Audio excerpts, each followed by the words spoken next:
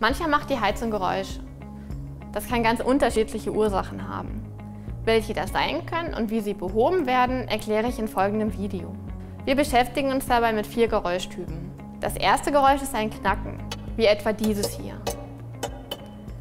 Es handelt sich dabei um ein typisches Geräusch, welches beim Ausdehnen von Heizungsrohren aus Metall entstehen kann. Die Rohre dehnen sich bei Erwärmung aus und ziehen sich anschließend wieder zusammen. Dadurch kommt es zu dem Knackgeräusch. Häufig treten diese Geräusche nach einem Kesseltausch auf, wenn der neue Kessel mit anderen Temperaturen arbeitet als der alte. Auf jeden Fall sollten Sie einen Heizungsbauer kontaktieren, um das Problem zu beheben. Ein weiterer Geräuschtyp sind Pfeif- oder Fließgeräusche, die sich in etwa so anhören. Häufig treten sie in der Nähe von Thermostatventilen an ihren Heizkörpern auf.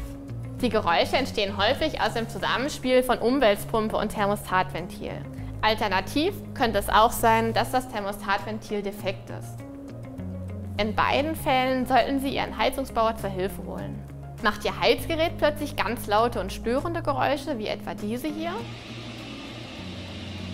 Sollten Sie dringend einen Heizungsbauer kontaktieren, denn das deutet sehr stark auf einen Defekt im Gerät hin. Das vierte Geräusch wird häufig als ein Gluckern oder Plätschern beschrieben und taucht in der Regel am Heizkörper auf. Es hört sich so an, als würde das Wasser in den Heizkörper plätschern. Ursache ist dabei häufig Luft im System oder ein zu niedriger Wasserdruck. Abhilfe können Sie ganz einfach schaffen, indem Sie zunächst den Systemdruck prüfen und dann den betroffenen Heizkörper entlüften. Wie das Entlüften genau funktioniert, finden Sie in einem weiteren Video und auf fissmann.de. Bitte beachten Sie, dass Heizungsanlagen sehr empfindlich auf unterschiedliches Wasser reagieren können. Wir empfehlen deshalb, zum Befüllen enthärtetes Wasser zu verwenden. Wenn Sie sich nicht ganz sicher sind, fragen Sie am besten Ihren Heizungsbauer. Wenn Sie Ihr System häufig nachfüllen müssen oder den Heizkörper entlüften, dann sollten Sie auch Ihren Heizungsbauer kontaktieren und ihm das Problem erläutern.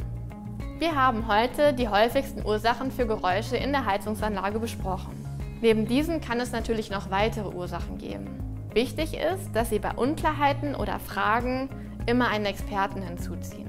Dabei ist es immer hilfreich, wenn Sie ihm bereits im Vorfeld genauere Informationen über die Geräusche geben können.